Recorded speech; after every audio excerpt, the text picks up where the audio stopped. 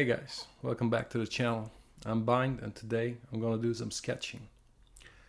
But before I start that, let me quickly address a few things. First of all, thank you all for your support. Really nice to read all your comments, get your input. So yeah, I try to work with that and get better. Have some new lighting coming in soon. So yeah, just want you to know, channel is of course is still a test scenario, but so far I'm pleased with the results and it's not going anywhere. So yeah, stay tuned for more content. Now about the sketching. Sketching is something that I think is really important to get it right. Well, I should say if you want to do it at all, that is. So not everybody these days, being in the digital world, is sketching anymore. So some people, they're just making thumbnails like in my other video, or they're just having another approach like shape bashing, photo bashing, all sorts of stuff. So it strongly depends on what you're doing. But on this channel, I'm talking mainly, almost only, I think, about original artwork. So that means no bashing of photos, no, let's say, foreign content that is not made by the artist. So everything I want to do is that has always been my preference, by the way. Everything I do, I want to be in full control, because I think that's what the purest form of artistic expression is, doing everything yourself.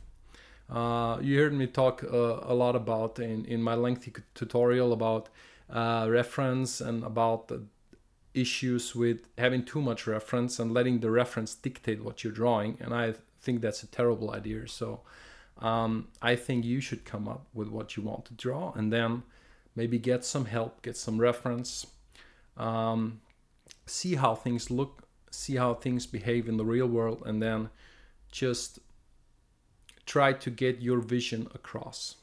Now that is easier said than done, for sure, because to be honest with you, that is the hardest part of doing art. Because if you just reproduce stuff, if you just draw reference or do live drawing or do portrait drawing with models, you always know what to draw because the subject tells you what to draw. So what we're doing here in more of the fantasy imaginary realm is we are coming up with something that does not exist, which is arguably the hardest thing, right? So for that you need a proper technique, how to approach it, how to get your ideas first onto the canvas or in your sketchbook. So sketching, I think, is still very viable. So let's get into it on how to do some digital sketching.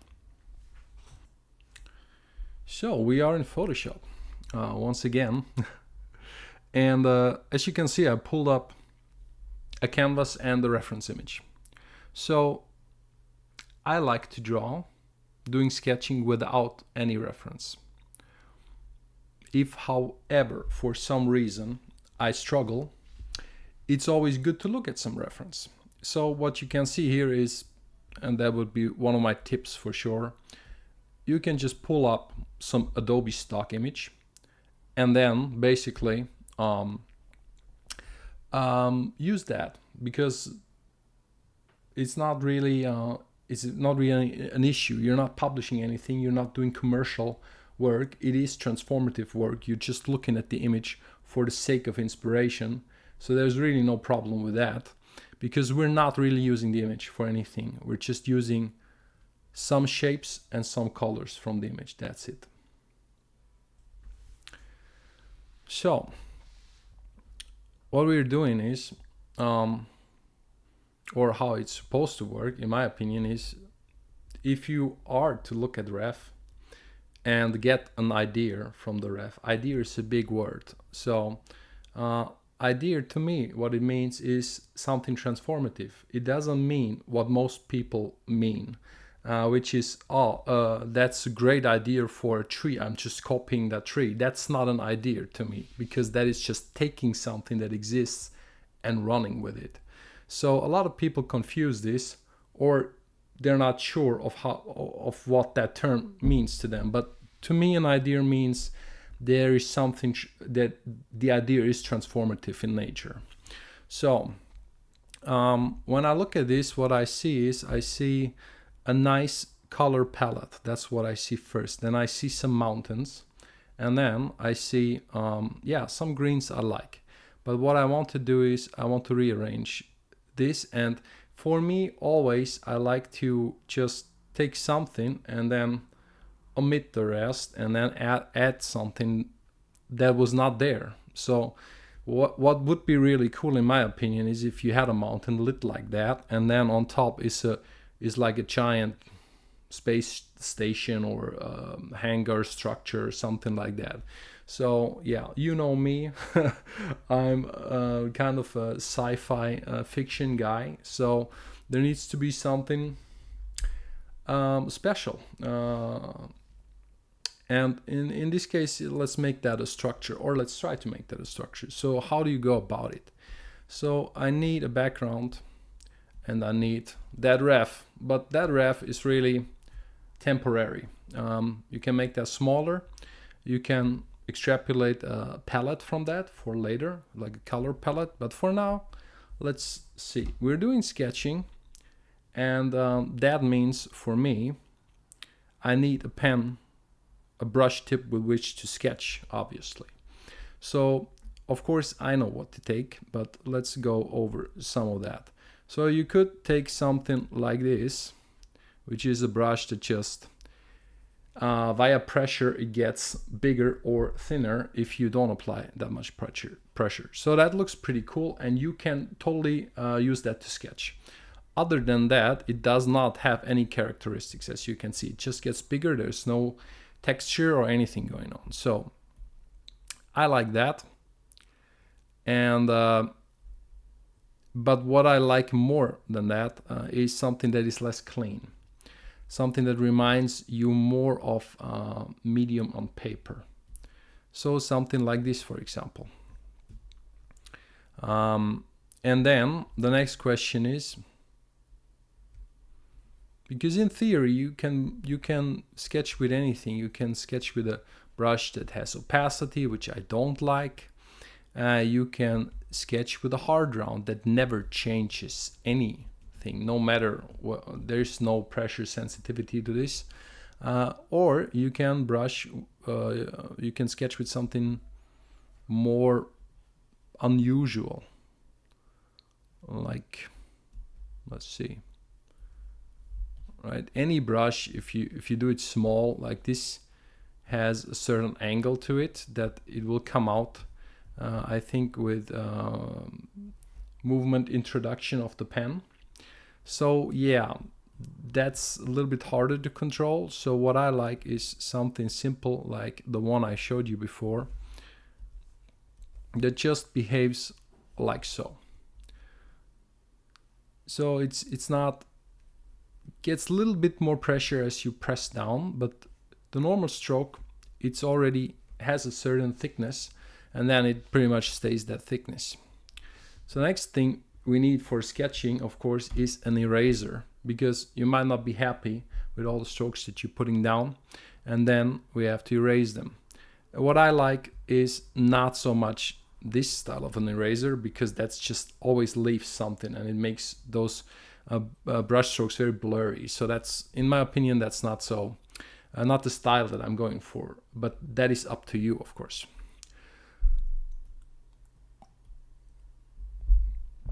So what I'm taking is, instead, I'm taking a similar version of the same brush that I'm using for the strokes to erase the strokes. Do add strokes, erase strokes, add strokes, erase strokes. Of course, you can only be that fast if you have shortcuts on your Wacom tablet or whatever other tablet you use. I use the Wacom Pro. It has 4 keys for shortcuts, and that's pretty much enough. If you don't have shortcut keys on your tablet, might as well use keyboard shortcuts. So in this case, all you would need is B for brush, and then E for eraser, and then back B for brush. So, well, your hand placement will be different, but apart from that, it's fine. So then pretty much that's all I need to start.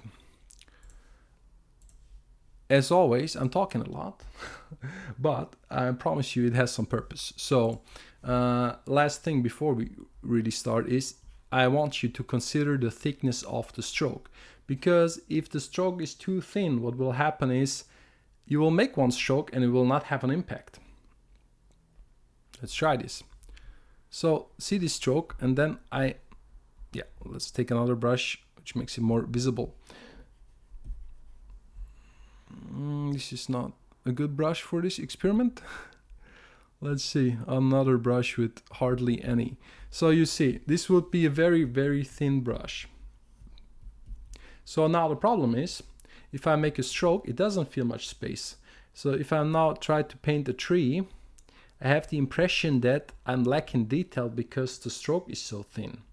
And then if I want to modify the detail, like I already want to zoom in here because it's such a fine line. So this, I discourage you from doing this, because if you like heard me talk about this before, I will always discourage you from being too detailed in the beginning, because it will hinder you. It will hinder your progress a lot. So there is something to consider for you. So new layer, and this time we will go for it. I think I was on a 7. 7 is good for me. Of course, that depends on the overall resolution of your canvas, so don't forget that. In my case, this is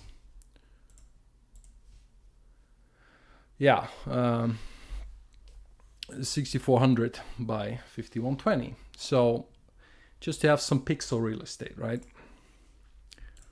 Now we're starting out really, really simple. So this mountain, I see it more being maybe like this, and then the counter side of that ground, for me it would be more like so. And then maybe this little thing here is cutting. That is just another hill. I mean, again, don't fall into that trap on letting the reference dictate you what to do. That's not good. We're drawing some trees. I like these kinds of trees. Let's see.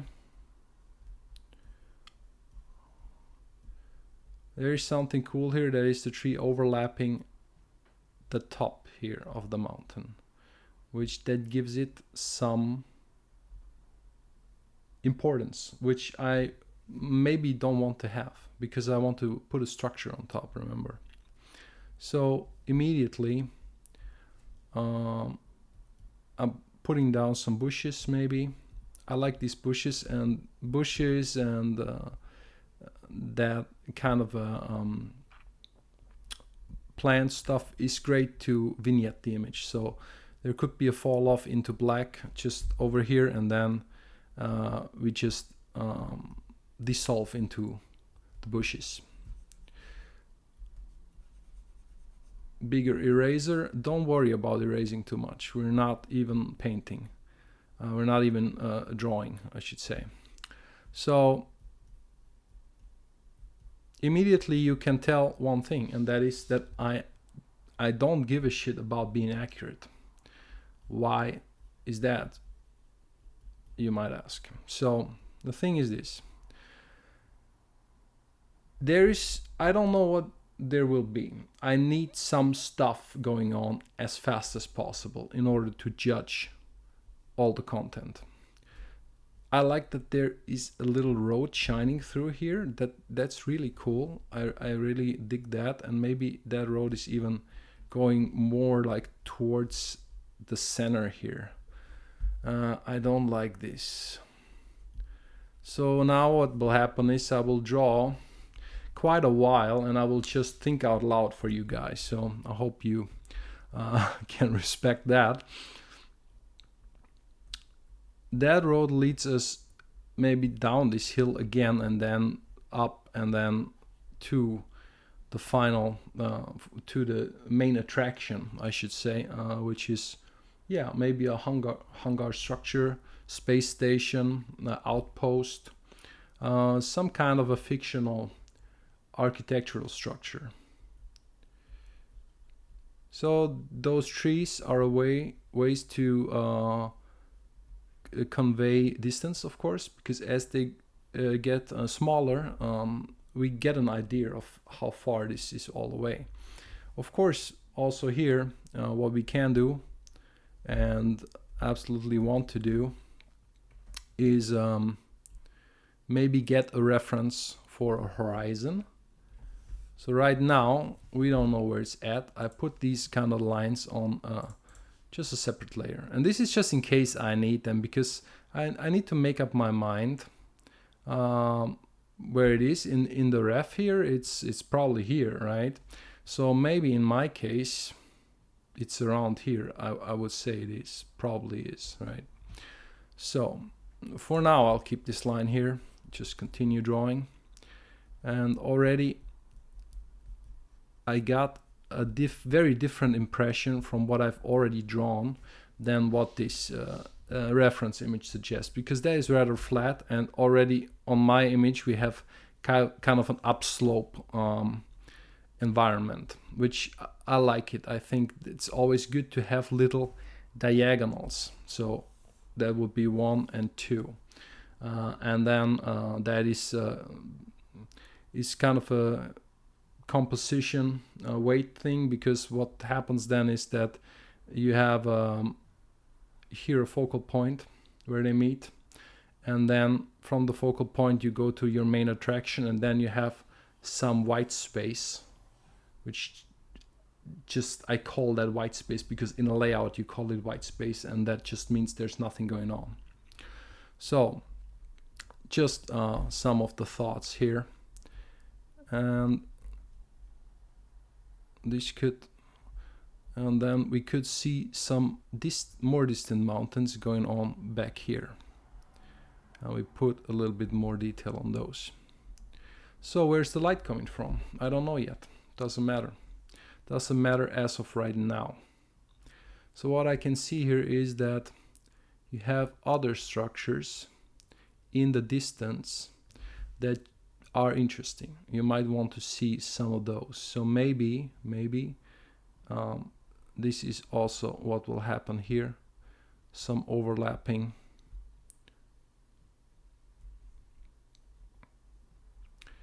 Just to suggest some build-up of those rock formations. And then, yeah, we'll see about the rest. You could use a tree like this to lead into the front, which they haven't done it here, but what that would look like is something like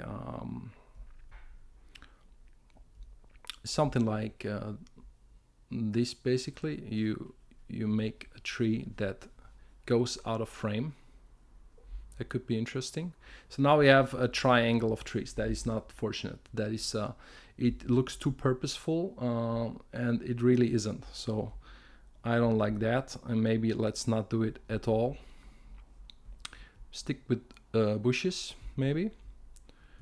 Maybe there's bushes here, and then more bushes over here, and then there's quite some bushes, and I like this because I usually don't put such a thick overgrowth. I like to have rocks, some more stones around here, and then I like to have something like long grass, a little bit of variety. So stuff can overlap that's not a problem. And what you can see is that the more I put the lines down, the more my style is becoming more forgiving, because you can read more of what it actually means, what it's supposed to mean. So then quickly, let's get this. No, let's not. I was thinking about the light again, but it really doesn't matter right now. What matters is that there will be some rock formations somewhere, and that they will later cast shadows or not. So one of the advantages is actually of sketching, line sketching, is that you can postpone these decisions of the lighting and the color. You're just laying down the outline of shapes basically, and that means that you can light them later any way you want. Whereas if you were put down volumes, that meaning like grayscale shapes, they would already suggest a lighting to you. So you're not as free anymore than you are with the lines.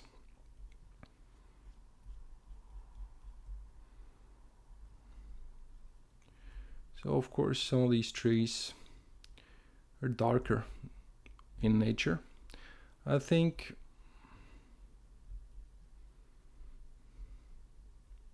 there's passive light in front here, and then only direct lighting on the mountain, which is really interesting. I kind of like that. I think I will pretty much emulate this in a way. So maybe what will happen is I will put down a light border right here, right? So here, everything up here will be lit, and everything down here will be passively lit, like in this shot. Only difference is this border is a very straight, and then my border is kind of more erratic, maybe even to the point where you have some light here, and then maybe we light the edge area as well to make it more interesting. So let's see about that. That would be something like that. And you can make a little annotations if you want to. You can say, for example, you can say this is the lit area, right? And this is the shadow area. And you could take these and just save them as an information, as a note to yourself, on a different layer. So I make this a layer via cut. Let's get this up here with the little line. So if in case I forget, I have written down this little thought to myself, note to self, right? And then I can, when in doubt, I can look it up, or I might just change it and say, oh, never mind. I was thinking it at the time, but right now I changed my mind. So that is also possible, of course. So those trees, with more of those, and then maybe there is someone. Would be cool to have somebody here. Maybe that would work, I think. Person here. It's just like also scale reference.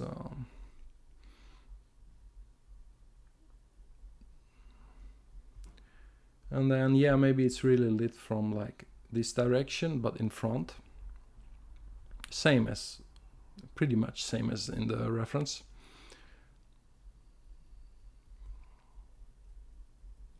So what that means is that we create a border of lit areas over here. And then where there's striving light, there's more of these little shadow parts going on, like you can see over here. So this is just like also a note to myself that this is a thing and that I want to incorporate this. Now let's see about some of the shadows. I will not do black shadows, but that's really up to you. Reason for that is later when I start coloring this, maybe the black will just obscure all my view, and this is enough for me to know that this is like dense, this is a shadow for me. But that is a very personal style thing, so you do you. But for me it works to not do too much of blacks in the sketch. If the black becomes, and this whole sketch becomes part of your image, then that's a different story. Then you can totally do that, and it will not harm it in any way. So let's see, maybe we have some stone formation going on here with slightly bigger rocks, and then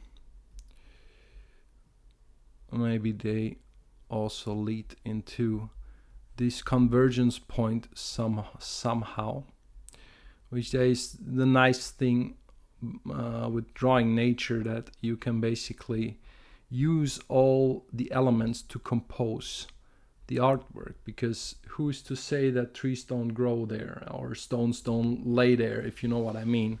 So you have a lot of that freedom.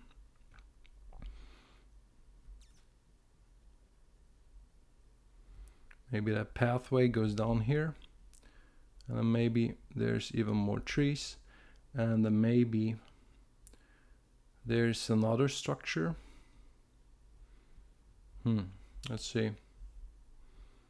Could be some kind of a building here.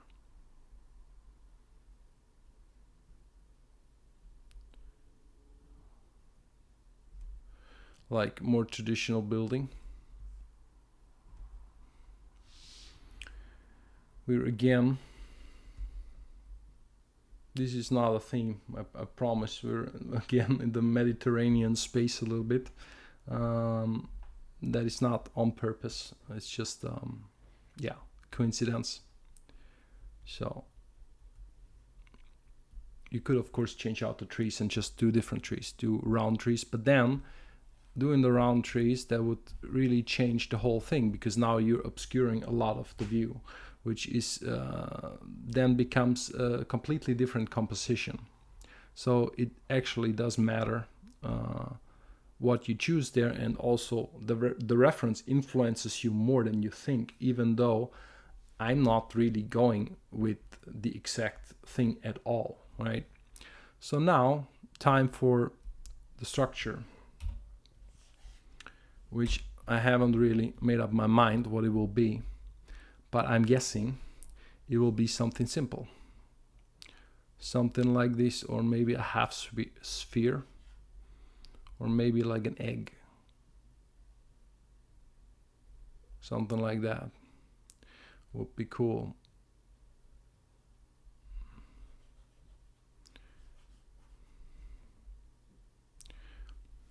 So here's the thing, every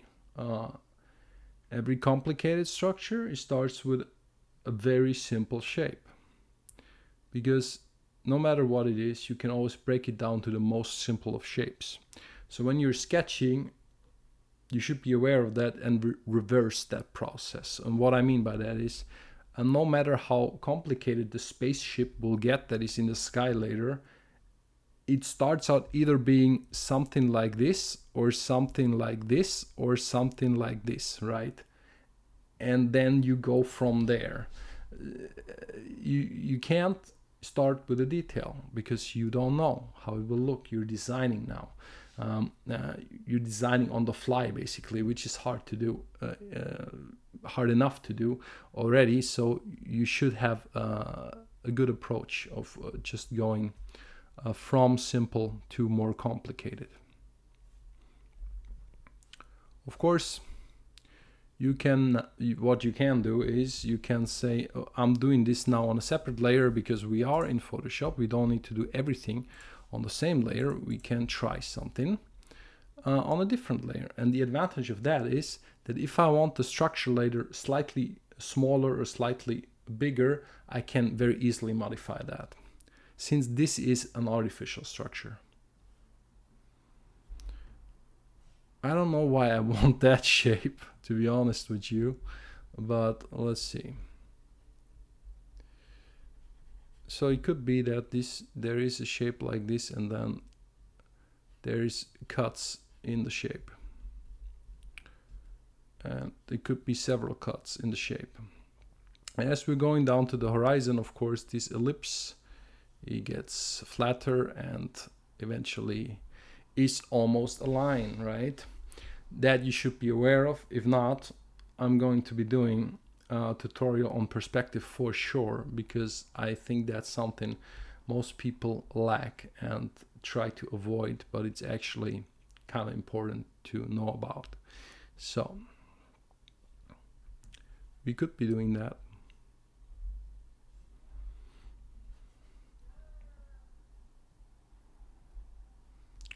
We could also be cutting this open.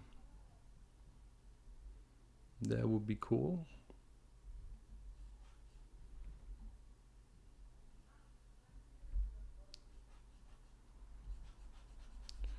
Cut this open and then have something that shows inside here. That could be good, but I'm not sure yet. I'm not really convinced of anything right now. Bigger eraser. So, but you can see where this would be going if it was going anywhere.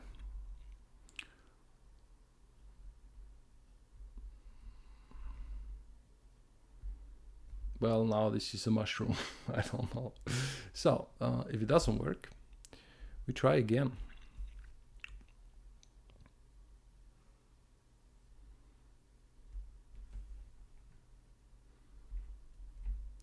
When you try again, it's important that you do something different because else there will be no point, right? So we have some platforms, because you will get better with every try, supposedly, right? You're not getting worse. At least I don't see that happening. Now, we could have that same idea.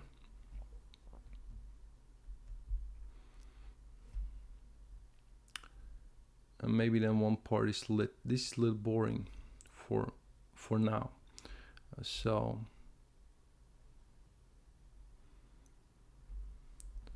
how about something like this?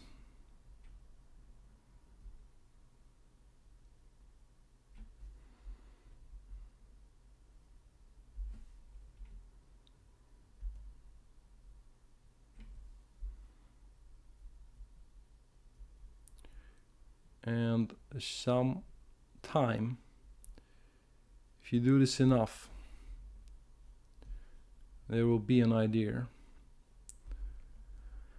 And of course, you need to be able to recognize the idea, which is the most difficult thing about this entire process, because you can sketch for hours and hours and never really see what you have, even when it's right in front of you. So that is a whole different problem. But that again is a matter of practice.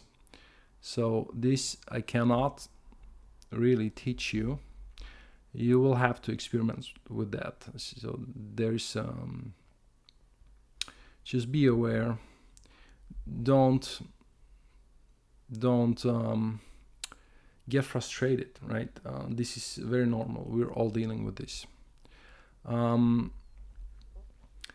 If you struggle too much with this, because this is not an easy process, what I'm showing you here, this is like take a very vague ref and then transform it to something else and then add something artificial that you need to design yourself. So this is, let's be clear here, this is not easy to do. So don't worry if you cannot emulate that right away.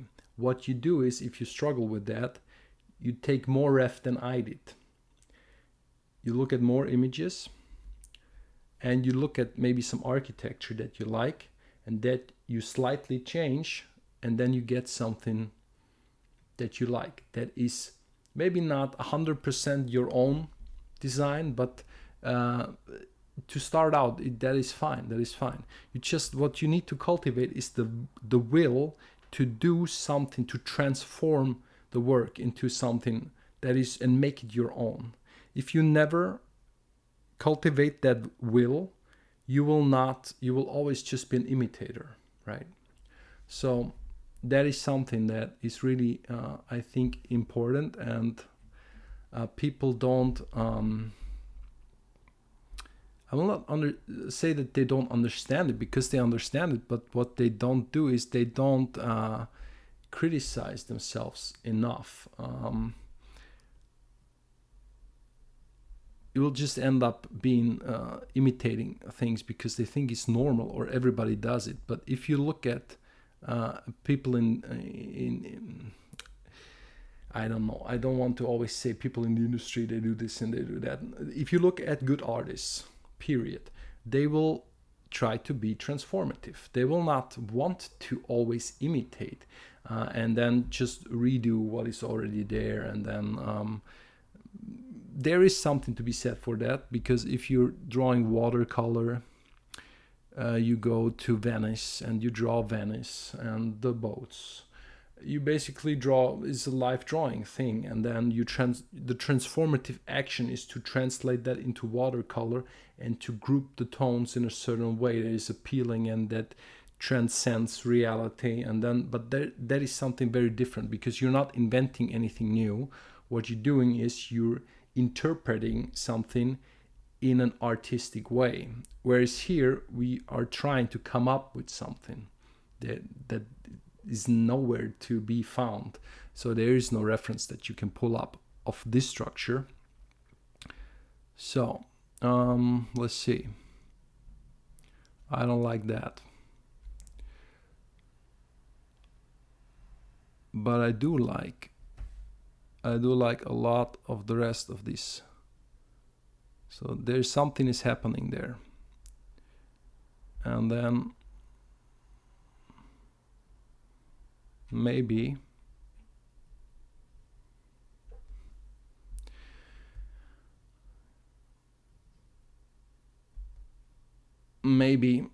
there's some kind of a device.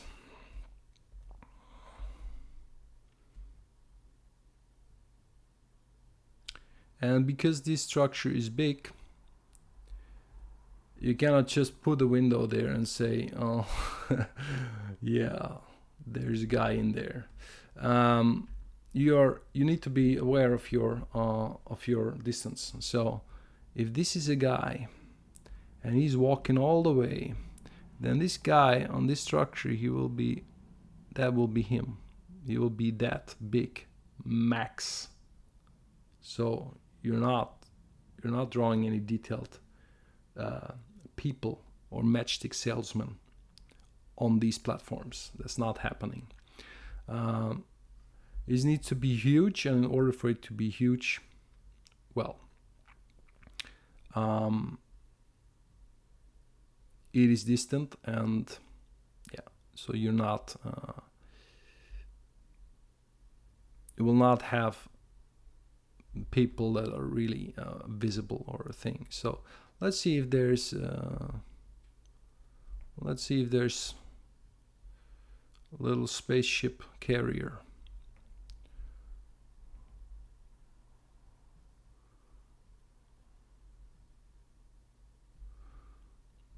Could be the case.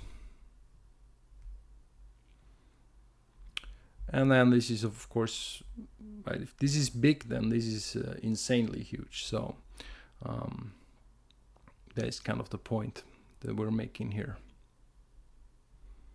And then there's stuff here. And then there is other stuff here in front.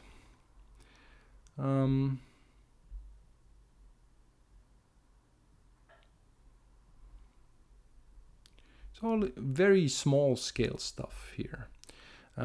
If you are filling this whole structure with stuff, it's not working, because the bigger you have a structure, the less it will be full of stuff, right? So you have your white space, your balancing of various stuff going on here, stuff going on here, and then you need your plane structure stuff where there is not a lot going on, and that will also communicate a lot of size, a lot of scale. So maybe we're having something like this. And then we don't know if this is round or not yet. We haven't decided, but I think it is. I think what the shape will be, if you flip this 90 degrees, I think that shape will look something like this. Right? And then like this, and here you're going in here, and then there's the platforms and the other platforms. So that's, I think, what it looks like from the front. So yeah, it will be rounded, I think. So if that is a good thought, you know what to do. We preserve this thought. Make layer via cut. So now we have two thoughts. We have two areas of thought. We have this, where is shadow, where is light, and we have this little annotation. Make this one layer and then just switch it off. This is just how it goes. And this is interesting to me because that is a design thought, and later I might pull that up and then use it for the shading of the object for the rendering. So this now is old, failure, delete it. We move on with this structure. So now composition wise, I can still change quite a bit here. What I mean is, now let's just focus on maybe completing the structure. I mean, completing is a big word, right? This is still it's still a vague drawing, but you can see that the vagueness helps you to really think about what is going on and how you could potentially interpret the shape that is appearing, and then how to make it better, stronger, and it's very easy to make it appear like that in this level of detail. And now we have the environment and we have this. Of course, I can totally change frame. I can make this a wider frame because now I feel like it wants to open towards this, but then here we are and the artwork ends. Doesn't have to be like that. We can do two things. We can move this, since it's a separate layer. Now you see the power of the separate layer, which is kind of cool. But I want some sky to be here because I want it to be lit from this side. So, and I like the way that it integrates over here. So I think what I want is I want a little bit more canvas real estate over to the right side. If you feel the same, if you want that, what you can do, what you should do is go to the canvas settings and then say from the left, we're expanding right towards the right, the other right. hard to navigate that with the camera, by the way. And then we give it more pixels. So 640 is the width, and then I give it more. I give it, let's round that to 7,000. See what happens. Yeah, give me a little more. I need then, of course, to fill the background. See if that's good. If that is better or not. I think it's better. We'll keep it. Now what I need to do is I go back here and I need to... You letting me draw? No?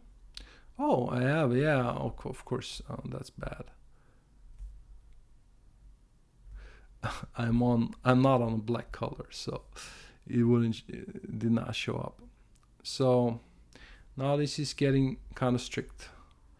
This is the ground level, and then I want it to taper off a little bit. Else this is just a line. It's too extreme.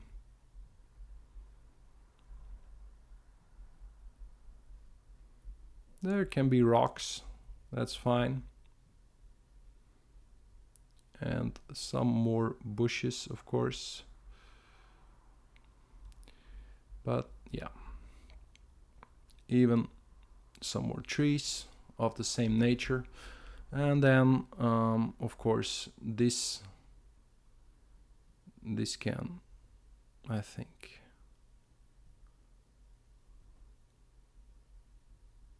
go down. So now at the back you see that these strokes are just single trees, right?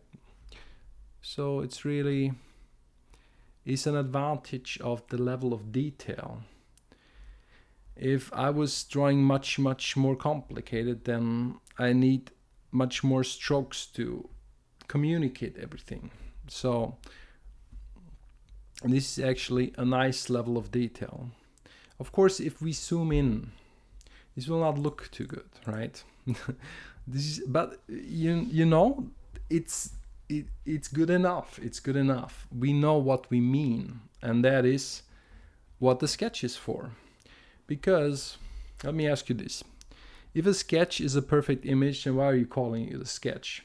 Maybe that is like a language barrier thing, but like, let's be real. If the final image is a sketch, is your sketch, then aren't you doing just a complicated drawing?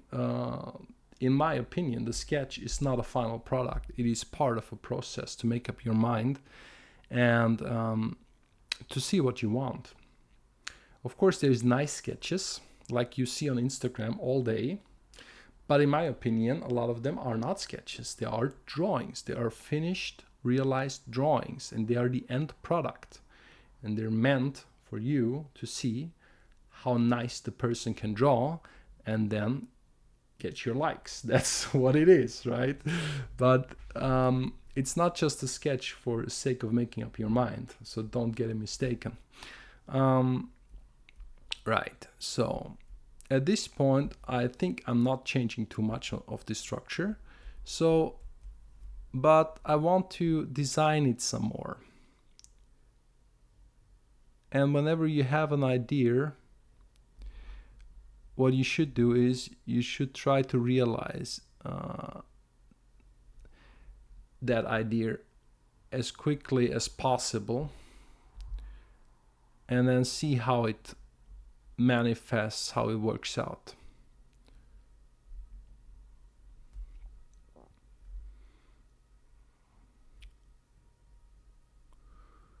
So I'm doing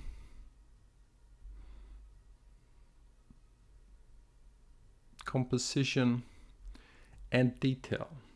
What is the detail? I don't know. Maybe it's some windows. Maybe something comes out of the structure. Maybe this is like a laser beam or a satellite or some kind of a communication device. That is the beauty of sci-fi. You have some creative freedom here. But it needs to look cool. We all know that, right? it, if it doesn't look cool, and that is just a very crude way of saying you need to do a good design. Maybe there is some barracks in here, and then maybe this is like a platform with some kind of a lighting tower or something like that. So but you're limited because that brush tip thickness limits you, and it is on purpose.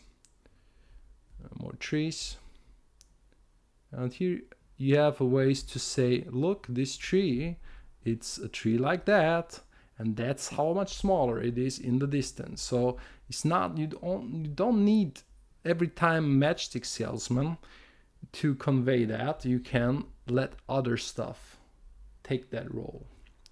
How about some birds?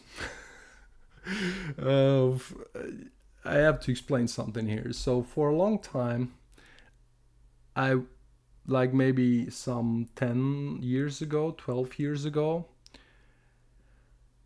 you would see birds in every single fictional image, and I would get so annoyed by it that I would say, I'm not doing birds anymore because this is ridiculous. And also what people would do is they would do swarms of birds everywhere, and they would be much too big. There would be like birds next to this spaceship like this. So if this is my guy, then the bird is like a lot bigger than the guy, and it doesn't make any sense. They just want their birds, right? God damn it. And so I don't like that for sure, but you could make something that adds to the narrative. It could be cool. So you could say, maybe if there's an opening here, maybe there's birds nesting there, and maybe when they fly out very tiny, then maybe it looks somewhat like this. So that it could happen, but you really have to restrain yourself because it is very big, hence the birds cannot be that big. It's impossible. So maybe these are birds, I don't know yet. We'll see. I like this part now, it's not bad. Could do something even crazier. We could connect it. Well, that's good. That is what you get sometimes. A nice mistake. Not a nice mistake, a nice accident is what I wanted to say. So now we have this thing solid, basically. That was not there. Now it's part of the structure. Now it's solid. I solidified it with these strokes. You could see these as railings and that stuff goes through there, but I see it now as the structure ends here, if you know what I mean. So that is the thing about line work. You have to always interpret your own line work, and you get better at that. And that's how you make some structures that people might think, this is insane, I can never do this. And the reason why you can't do this is not because you cannot draw the lines, because obviously the lines I draw here are easy to draw. Any idiot can draw these lines because they're not very sophisticated. The thing that is difficult in this process is seeing the thing as it emerges and making the right decision what to keep and what not to keep, and what is part of the design and why. It's not drawing it is easy. If you were to redraw this, every single one of you can do it. It's so easy. But coming up with it, that's the hard part. Now we're merging this because I'm not changing this. This is good. It's a good, nice little concept, I think. We could take less ground. We could have less ground. Less ground, what does it mean? It means this is the ground, and this is part of the ground, everything that cuts the foreground. As just a little example for you how to think about Sketch and the advantage of Sketch, because again, with volumes on different layers, you could not do this as easily. We're cutting this layer, and then we elevate this, and then what we do is we cut the frame.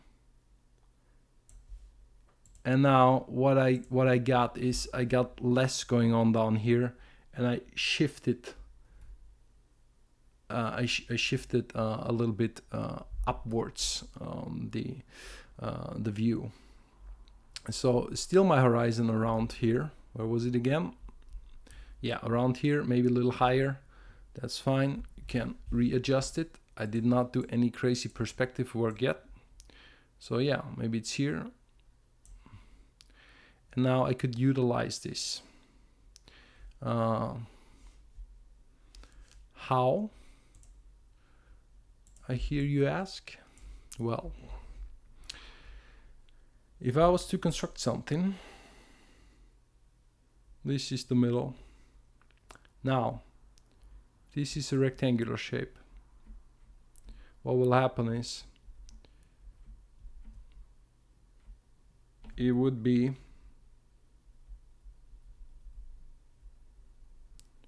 something like this, right? So this is the top. You cannot see the top because it's above the horizon. Logically, you cannot see the top. So the top of every platform, you cannot see it. It's obstructed, right? Same here. All these platforms, you cannot see them. If there's a guy standing here, you cannot see him. Only if he's standing on the edge, you would be able to see him.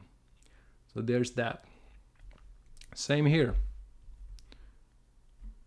There was a platform, it would be like this. You would not see it. You only see the edge, right? So this is something to remember for you not to make a logical mistake here. Also, what it means is I can maybe see the underside of that structure a little bit. That would be interesting. And then stuff like this, right? But all this is very small, so it doesn't really matter. With the ship, I kind of did it intuitively, right? So this would be the underside, and that makes sense, right? We don't know, it's a complicated shape. We don't know that for sure, what the shape is, and the rest is nature, so that's fine. If you want to see, check the distance of your trees, you do the same. You say, okay, this tree is this big when it's on the ground here. Therefore, if that same tree were on the ground, well, over here, it would be maybe that size. So this tree is smaller than that tree, is what that means.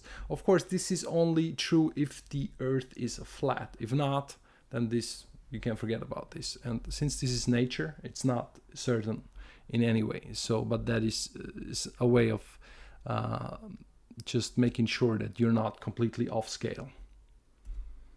Let's continue. In black. Okay, now we merge this again. And what I need to do now is I need to get some more stuff maybe that is interesting here in the front. Some vegetation. That was a tree. I want that tree back. And then the lighting. I also want the lighting. I like those rocks. I will keep those for sure. And then do more of those. And of course they get smaller, which is not exact science. None of this is. Even if I'm drawing the fancy perspective lines. That is just to not make a big mistake, right? Because big mistakes, then later, if you render this, you take more effort, you will be sorry. You will say, oh shit, I made this cannot never be that big, and now I already drew it. It took me 2 hours, and it's was a waste of time. So just be aware of that possible mistake. So let's see, maybe some bushes on here. Haven't looked at the reference in quite a bit. That is because, as I told you guys, I don't like to use reference a lot. I just need a spark from the reference, and then I'm trying to do my own thing. So light was illuminated over here and in the dark there. Let's see the reference to see what those mountains can do. So we could do something like this, a few shadowed areas of that mountain where the shadow falls off, to make this more interesting, because this area was too empty. It's not really very believable. So I will not fill this completely. Everywhere you work, it's always about composition. It cannot be dense like here everywhere. That's not good.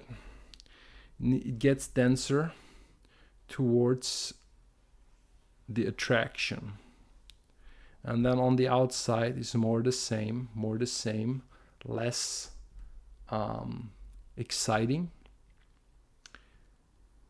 Yeah, that's just and a good photographer, by the way, will do the exact same. He will photograph in a way that there's not too much on the edge of the photograph that is distracting from what he actually wants to show you. So it's really not only this medium, it's other mediums as well that work the exact same way. So more little trees. And maybe this house is like just on the way, right? Could be good. And then over here, this is in the shadow. And then, yeah, we need a little bit of rocks. And maybe some more trees to really, yeah,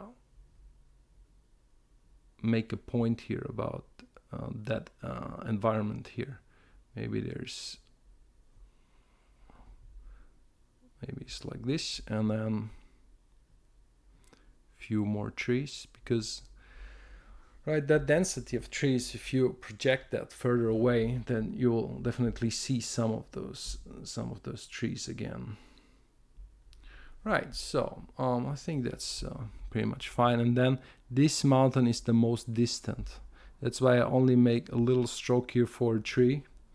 So that would be trees, trees, trees, trees, trees, more trees, trees. And those dots, those little strokes, they don't mean anything without me knowing those are trees, right? So that is also how you deal with the lines. But now it starts to make sense, because you see those other trees, and you see how this slowly makes sense. So really, I'm almost done with this reference. The only thing I want other from the reference is I want the color palette. So just in a second we can take that, and then I will do the coloring, the direct coloring, maybe in another session for you guys, where we just say, okay, this is basically, we're starting out in color here. In the tutorial I did earlier, you remember that we did grayscale and I was talking about everything. So now I'm doing very different stuff. I'm talking about other aspects of art here. I don't want to just redo the tutorial. It makes no sense, right? You can look that up again. So this is really, that's why I'm not talking about too much about how to do all the layers and stuff, because we already talked about this.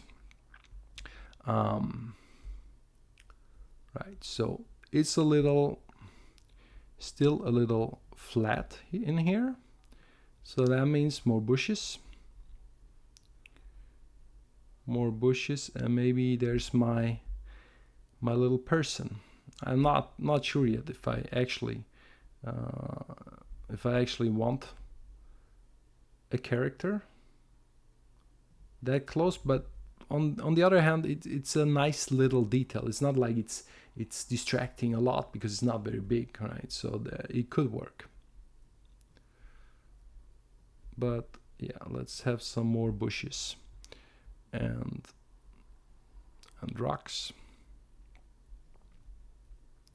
Maybe later we need a little custom shape, something to spam vegetation in here. But yeah, not today, not tonight. Yeah, let me see in the comments if you're curious about how to directly color this, because I kind of want to do that now. It turned out pretty nice so far. And then what you can always do is you can do other little things to lead into the image. So what I don't want to do now is draw a giant spaceship here. Because then it's like that is competing with that and that is competing with that, and then that's not good. So I want people to look here. So no, not too much distraction from this.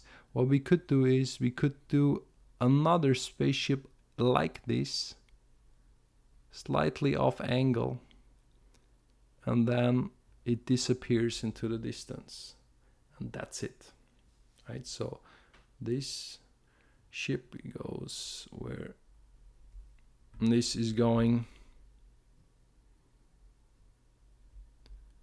and then maybe there's two of them. But yeah, don't overdo it. You can't put 1,000 interesting things into one image. It's not possible. Maybe I don't even do that. I'm not sure. Could be too much already. Of course, if you do more little things, maybe there's something here that is interesting. Maybe this is not here, and maybe this is also not here. It's composition now. Is it this? Or is it just this going down here? Or do we keep it flat like that? You can also keep some of that and then decide later. But I want my free, because there's going to be a sky later. So I need some space for those structures to breathe. Don't cut it. Don't make a structure like that and then don't give it any space to breathe, because it needs, for the distance to work, it needs a sky around it. It needs some vastness to it. So, right. I'm calling this a day on the sketch now. And what I will do is I will talk very quickly about this a possible color palette. So what I would do is get some of those colors.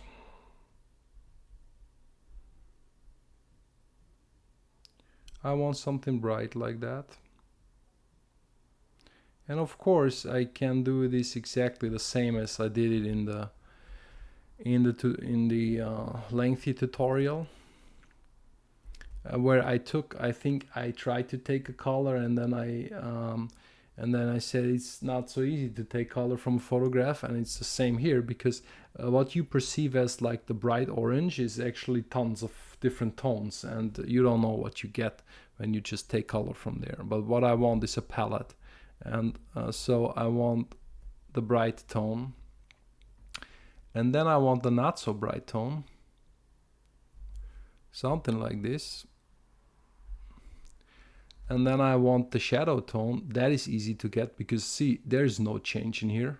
That is really easy to get. That's the shadow. And then I think the background, there's maybe a darker shadow tone in the front, because as we learned before, contrast increases towards the front. So I will take another pass of an even darker shadow. So I'm going, like, I would almost say that the entire mountain in the back, you can express that with these 4 tones. Pretty much you can. But yeah, as I said before, not showing this tonight. I'll show this in another video.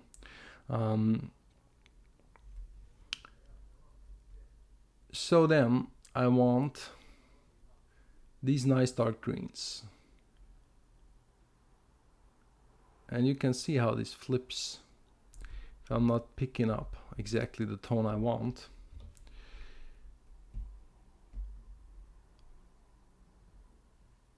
And the question is then, what tone do I want? It's not so obvious, because like here, greens are different, right? Always a little different. This is very muddy tone for a tree. And then this is very green. So maybe it's this green, and then I want to pick up the shadow of the green, the dark green that is over here. And what I don't want is this grass green, saturated grassy green. That I can do without, because that is too much shift in the spectrum for my taste. I don't think I need that. But that's a preference. You might want that. That's fine. You decide. And now what's the darkest tone in here? That is near black. Red. The darkest tone. So we got the main tones from the image. Maybe there's an earthly tone like that, or this is an interesting tone. The one that is supposedly is the road here. And I'll do this also in front here. So that is an interesting tone, and I think that's it. That's all we need. So this is how you can create a palette. And why do I create the palette? Why don't we just do this in here? Well, that's a preference. You can still take it from the photo. I want to not do that. And I could also do my own color. It's really no problem for me. But here I'm going to show you how you can extract a palette. So the advantage of putting this palette to the side is only one. You have the clear tones, and you see clearly which tones you selected. In the photo, you don't see that. You're lacking comparison a little bit. So, for example, is this tone different enough than this tone? I don't know. Maybe this tone needs to be brighter. Maybe this tone actually needs to be like this, see, to make more of a difference, because we're painting with these later. It doesn't make sense if they're just the same tone, right? What it also shows you is how little contrast there is in these trees, in something that is in the shadow and is absorbing a lot of light, as opposed to something that is further back now, that has a lot more contrast going on because it's directly lit by the late sun, right? So that is something also that you can learn something from this. So actually in front, the only thing that gives us great contrast is that thing from the supposed road or dirt track, whatever that is. But that seems to be fairly bright.